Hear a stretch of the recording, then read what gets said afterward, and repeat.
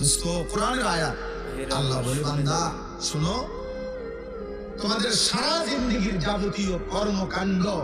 তোমাদের আচার অনুষ্ঠান মেহনত পরিশ্রম তোমাদের জিন্দেগীর সব আয়োজন ব্যর্থ চূড়ান্ত কাজের আমি আল্লাহ কি বলবো আল্লাযীনা যাল্লা সাইয়ুহুম ফিল হায়াতিদ দুনিয়া ওয়া হুম ইয়াহসাবুনা আন্নাহুম ইউহসিনুনা সুনআ যারা মূলত তাদের জীবনের সব চেষ্টা সব ফিকির ঘর সংসার বাজার ব্যবসা